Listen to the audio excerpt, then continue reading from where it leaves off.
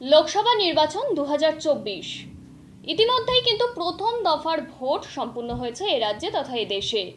দ্বিতীয় দফার ভোট আগামীকাল, যেমনটা আমরা জানি।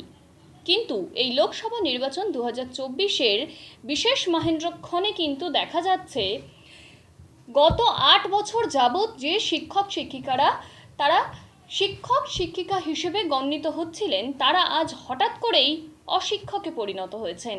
কেন না, এ রাজ্যে শিক্ষা দুর্নীতি, চাকরি দুর্নীতি, সেটা নিয়ে হাইকোর্টে এতদিন যাবৎ যে কেস চলছিল, সেই কেসের জেরেই কিন্তু 1 বছর ধরে হাইকোর্ট তাদের যোগ্যতা বিচারের জন্যই সঠিক ওয়েমার্কশিট চেয়েছে, কিন্তু কমিশন তা দিতে পারেনি বা বিভিন্ন রকম কথাবার্তা বলে দিনক্ষণ বারংবারই পিছিয়েছে।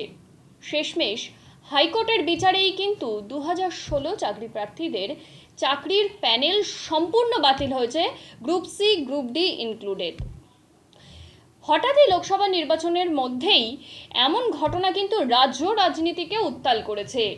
এক এক দলের এক এক প্রার্থী, তাদের কিন্তু এক এক মতামত, কিন্তু এ রাজ্যের শাসক দলের যে মাথা আমাদের মুখ্যমন্ত্রী মমতা ব্যানার্জি, তিনি কিন্তু একেবারেই দায় নিচ্ছেন না। তিনি কি বলছেন যে এই সম্পর্কে তিনি কিছু জানেনই না। এত বড় একটা ঘটনা, 2016 সম্পূর্ণ প্যানেল শিক্ষক শিক্ষিকা গ্রুপ সি গ্রুপ ডি সম্পূর্ণ বাতিল হয়ে যাওয়ায় প্রায় 25 থেকে 26 হাজার ছেলে মেয়েরা হয়েছে বেকার। যারা গতকাল ছিল চাকরিজীবী, তারা আজ বেকার। এই সম্পূর্ণ দায় মুখ্যমন্ত্রী কি এড়িয়ে যেতে পারবেন?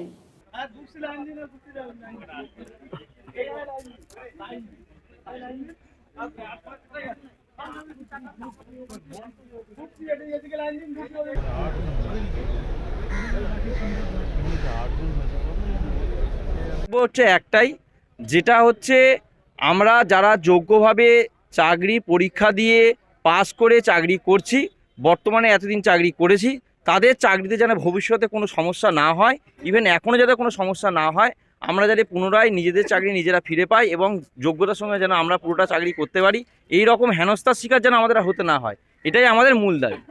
সুপ্রিম কোর্টে যদি আপনাদের রায় মনঃপূত না হয় তাহলে আপনারা কি করবেন? আগে তো প্রথম ধাপটা আমাদের লড়তে হবে, লড়ে দেখা যাক, তারপরে যদি না হয় তার পরবর্তী চিন্তা করতে হবে। আগে যদি আমি সামনে না গিয়েই যদি আমি আগে ফলের কথা চিন্তা করি, তা করলে তো হবে না, আমাদের স্টেপ বাই স্টেপ এগোতে হবে। আপনাদের পরবর্তী কর্মসূচি কি আছে? সুপ্রিম কোর্টে মুভের পরে যেরকম হিয়ারিং হবে তার অবস্থান অনুযায়ী আমাদের কর্মসূচি হবে। যেরকম আমরা দেখব, যেরকম অবস্থান দেখব, সেইভাবে আমাদের কর্মসূচি।